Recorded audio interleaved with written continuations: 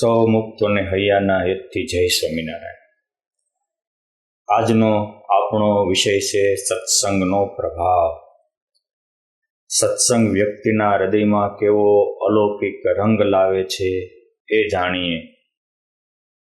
અનુભવીનો અનુભવ વાણી છે કે સત્સંગતિ કથયકિમ ન કરોતિ પુંસામ.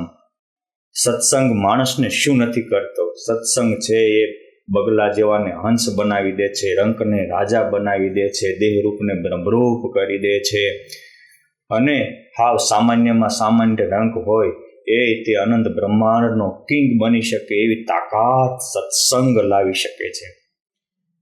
સત્સંગનો અર્થ થાય સારા વ્યક્તિના વચનમાં વિશ્વાસ. વિશ્વાસ તો વ્યક્તિને હોય જ છે, પરંતુ એ ક્યાં મૂકે છે એ બહુ મહત્વનું છે.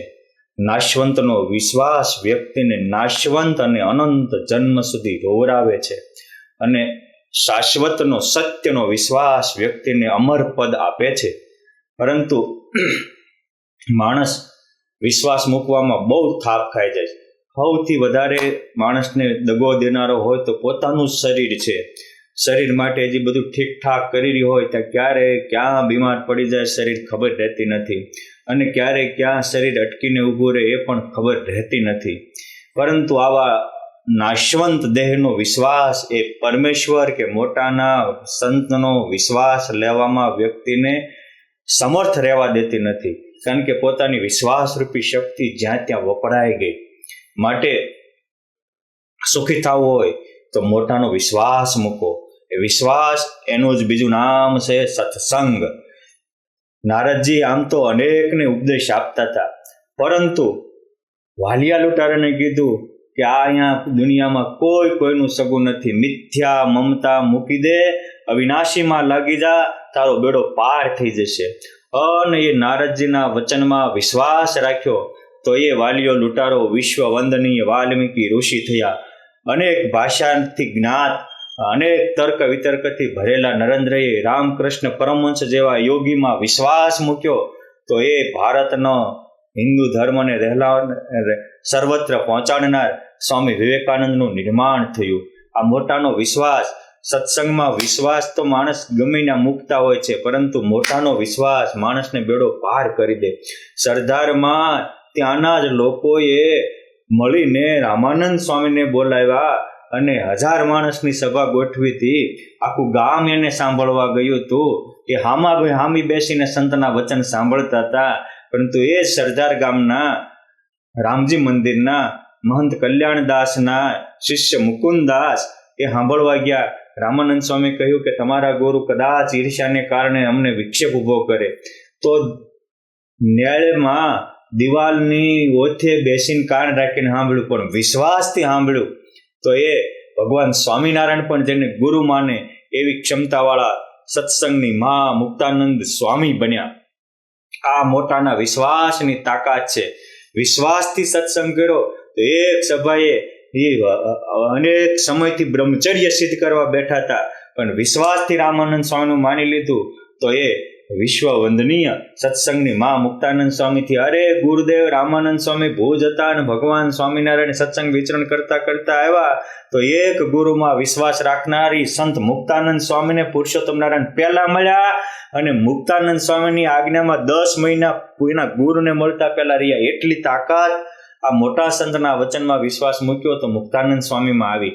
માટે જેમ પાણી તો પાણી છે, પરંતુ એ પાણી જો દૂધમાં પડે તો દૂધ થઈ જાય, ગંગામાં પડે તો ગંગાજળ થઈ જાય. એ જ પાણી જો સર્પના મોઢામાં પડે તો ઝેર થઈ જાય. એ જ પાણી લીમડામાં પડે તો કડવું થઈ જાય. ને એ જ પાણી શેરડીમાં ચડે તો મીઠી હાકર જેવું થાય. એક જ વસ્તુ એમ વ્યક્તિ છે, પણ જેમાં વિશ્વાસ મૂકીને સત્સંગ કરે એની જેવું એનું નિર્માણ થઈ જાય છે. હાવ સામાન્યમાં સામાન્ય વ્યક્તિ હોય, પણ જો મોટાનો વિશ્વાસ આવે તો એ અસામાન્યમાં અસામાન્ય અનેકનો આદર્શ બની જાય. એક દિવસના લોધિકાના અભેસી લુટારા હતા, પરંતુ યોગ સમ્રાટ ગોપાળાનંદ સ્વામીનો વિશ્વાસ મૂક્યો તો ક્યાંના ક્યાં પહોંચી ગયા. આ તાકાત છે મોટા સંતમાં વિશ્વાસ રાખીને સત્સંગ કરવાની. અને ભગવાન સ્વામિનારાયણે પણ કીધું કે જેવી રીતે આ તમે વિશ્વાસ સાથે અમારી વાર્તા સાંભળો છો અને એમાં જેવું મન નિર્વિષય થતું છે એવું મન તો તમારું જપ કરતા હશો, તપ કરતા હશો, યોગ યજ્ઞ કરતા હશો ત્યારે પણ નિર્વિષય નહીં થતું હોય. આટલું વિશ્વાસ સાથે ભગવાનની કથા વાર્તા સંતનો સત્સંગ કરવાથી ફળ મળે છે. જે કોઈનું પરિવર્તન આવ્યું છે એને કોક મોટામાં વિશ્વાસ મૂક્યો અને એને કીધું એમ જીવન ઝંપલાવ્યું એટલે એનામાં એ પરિવર્તન આવ્યું છે.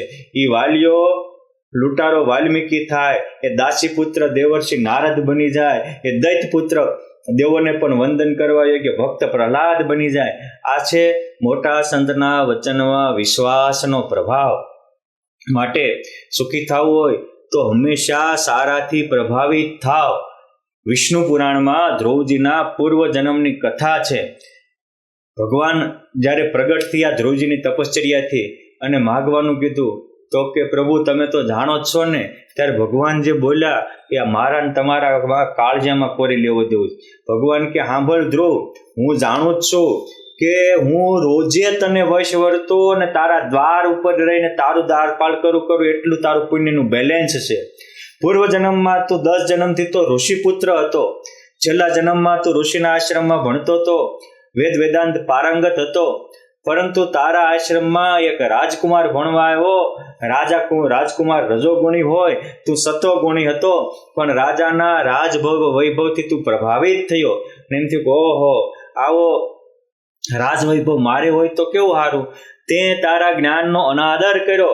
તારામાં બ્રાહ્મી સ્થિતિ હતી એવા રાજને તારા રૂવાડામાં તો બ્રહ્માંડો લટકે એટલી તારામાં તાકાત હતી, પરંતુ તું એક રાજકુંવરથી પ્રભાવિત થયો, એને ત્યાં જમવા ગયો અને રાજમહેલ જોઈને તારા મનમાં એવું થયું કે આવા મહેલ મને હોય તો સારું.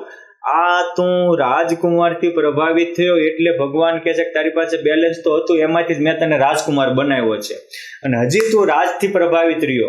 શું કામ? તો કે રજોગુણી રાજકુમારના વચનમાં તને વિશ્વાસ આવ્યો અને એનાથી તું પ્રભાવિત થયો એટલે એનો સંગ તને લાગી ગયો. અને એટલામાં તું સત્વગુણ હતો, બ્રાહ્મી સ્થિતિને પામેલો હતો, ત્યાંથી અસત્યમાંથી રજોગુણથી પ્રભાવિત થયો એટલે રજોગુણના માર્ગે ચડી ગયો છો.